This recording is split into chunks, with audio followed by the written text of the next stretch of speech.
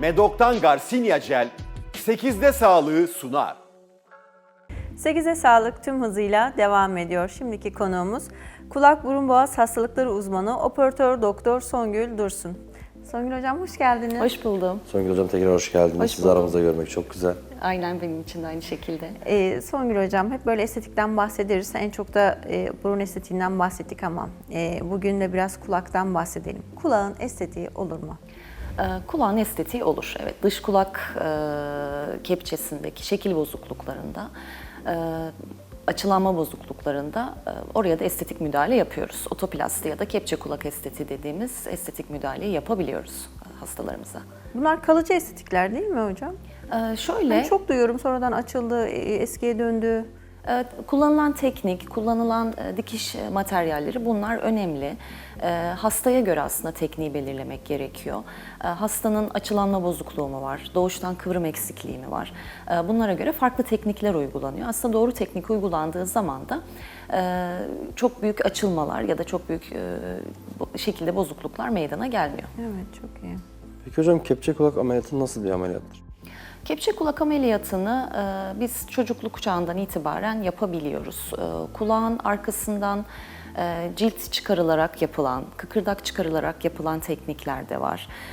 Cilt ya da kıkırdak çıkarmadan flap yöntemiyle yani yama yöntemiyle yapılan teknikler var. Bunda da dediğim gibi hastanın yaşı, kulağındaki altta yatan şekil bozukluğunun şekli, nasıl bir teknik uygulayacağımıza göre değişiyor. Peki bu az önce küçük yaştan itibaren dedim ama belli bir yaş sınır var mıdır? Öncesi veya sonrası bu yaştan sonra yapılamaz. ya da Şöyle, çıkarken. kulak kepçesinin gelişimi aslında 5-6 yaşında erişkin yaşının yaklaşık %90'ından fazlasına ulaşmış oluyor. Özellikle de çocukluk çağında da çocukların okul öncesi döneminde yapmayı da tercih ediyoruz. Çocuğun akran zorbalığından korunması için, bedensel gelişimi, bedensel algısının daha düzgün gelişebilmesi için aslında 5-6 yaşından itibaren bu ameliyatı erişkin yaşta da her yaşta yapabiliyoruz. Peki hocam genelde şikayetler hani görsel olarak, estetik olarak oluyor ama genelde başvuru şikayetleri neler oluyor? Başvuru işte açılanma bozukluğu şeklinde geliyor hastalar. Görsel şikayetler daha çok oluyor. Estetik kaygısıyla mı genelde Evet, geliyorlar? estetik kaygısıyla oluyor. Tabii dış kulak bozukluklarının farklı şeyleri de var. Dış kulak yolunu da içeren, işitmeyi de etkileyen bazı doğuşsal kulak bozuklukları, doğumsal kulak bozuklukları olabiliyor. Onlarda tabii farklı müdahaleler gerekiyor ama otoplasti dediğimiz aslında tamamen estetik kaygılarla yapılan bir ameliyat diyebiliriz. Az önce kulak arkasından doku çıkarma, kıkırdak çıkarmadan bahsettiğiniz ameliyattan. Peki bunları yapmadan ameliyatsız farklı bir teknik var mı? Yani şöyle ameliyatsız ya da aslında ameliyatsız demek doğru olmaz ama kapalı yöntemle mesela sadece dikişlerle yapılabilen yöntemler olabiliyor. Bebeklik çağında çok erken dönemde bazı dış kulak şekillendiricileri önerebiliyoruz çocuklara. O da bebeklik çağından itibaren belki geçerli oluyor ama artık 5-6 yaşından sonrasında ve erişkin yaşta bir kulak kepçesi de şekil bozukluğu varsa bunu cerrahi olarak düzeltiyoruz genelde. Bebeklik döneminde bu açılmayı engelleyebiliyor muyuz? Bazı dış kulak yolunu şekillendirici aparatlar oluyor. Bunların tabii kullanımı oluyor. Aile eğitimi önemli Evet. bu noktada. Onlar gerekiyor. Belli bir noktaya kadar en azından bu kıvrım defektlerinde ya da fazla açılanma defektlerinde belli bir noktaya kadar bunlar açılanmayı, gelişimi düzeltebiliyor. Evet. Ama o hastaların bir kısmını yine okul çağı öncesinde cerrahi gereksinimi oluyor. Hocam bu operasyon her yerde yapılabilir mi? Klinik şartlarında yapılabilir mi? Ya da genel anestezi gerektiren bir durum mu?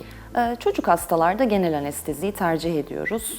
Erişkin hastalarda lokal anesteziyle de uygun steril şartlar sağlanırsa klinik ortamında da yapılabilen bir ameliyat.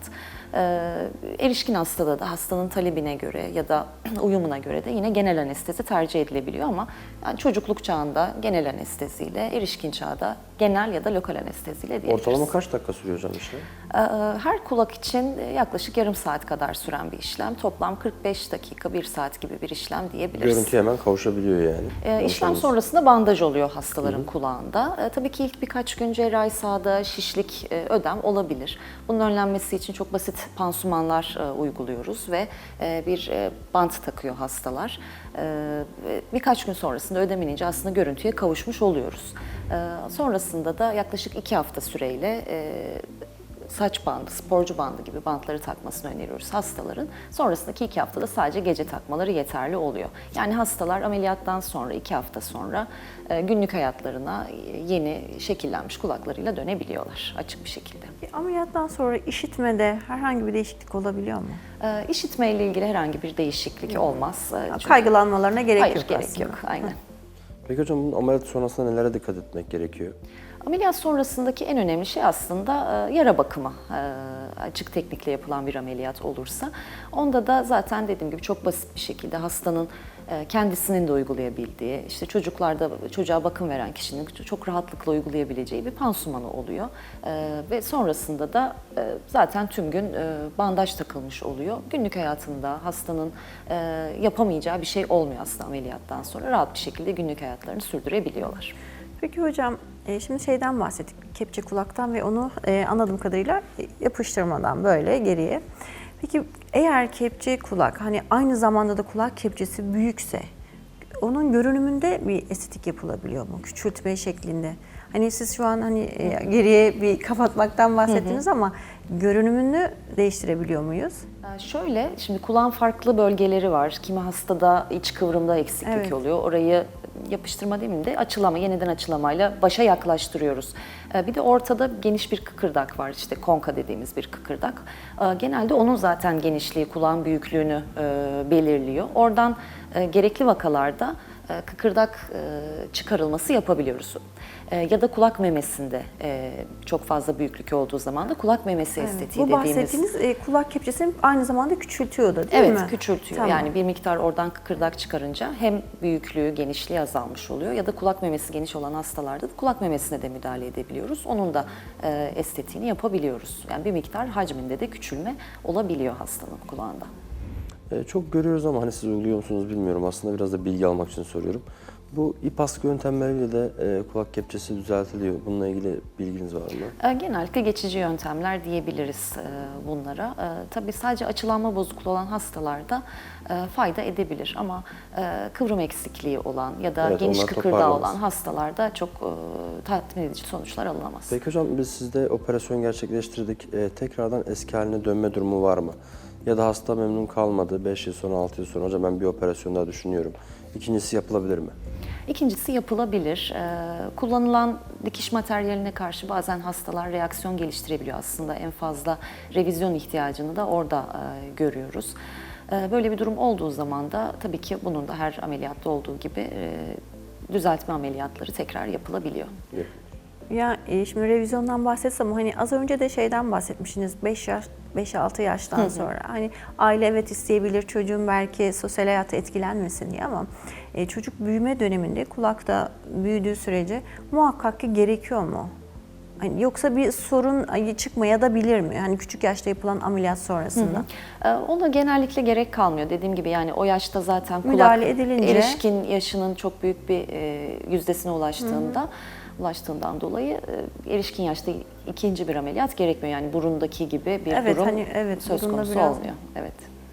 Songül hocam çok güncel bir konu daha var onu sormak istiyorum. Tabii ki. İleride özellikle ileriki yaşlarda zamana bağlı büyük küpe kullananlarda kulak memelerinde açılmalar oluyor. Bunlarla ilgili bir tedavi protokolümüz var mı? Bunlarla ilgili o kulak yani küpe deliğinin küçültülmesi, daraltılması gibi müdahaleler var. Küpe deliği çok büyük sarkık olabiliyor. Bunlar da işte küpe deliğinin etrafındaki dokudan daha küçültecek şekilde bir kulak memesi düzeltilmesi de yapılabilir hastalara. Aynı zamanda da çok büyük küpe önermiyoruz. Doğru Evet, çok diyebilir ağır miyiz? küpe aynen önermiyoruz. Peki ameliyat sonrası sosyal hayatı engelleyen bir durum söz konusu mu? Hani spor yapıyorsa spora devam edebilir mi, yüzebilir mi? Bu tür aktiviteleri engel midir? Hiçbir spor aktivitesine engel değil.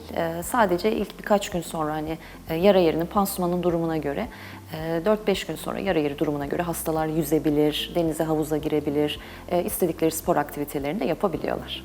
Çok da konforlu bir ameliyat o zaman. Evet, yani post-op bakımı rahat bir ameliyat. Ağzınıza sağlık. Çok teşekkür ederim. Çok ediyoruz. teşekkür Ben ederim. de Ağzınıza teşekkür sağlık. ederim. 8'e Sağlık'ta bugünkü konuğumuz kulak burun boğaz hastalıkları uzmanı operatör doktor Songül Dursun'du. Kendisiyle kulak estetiği hakkında konuştuk. Medok'tan Garcinia Jel 8'de sağlığı sundu.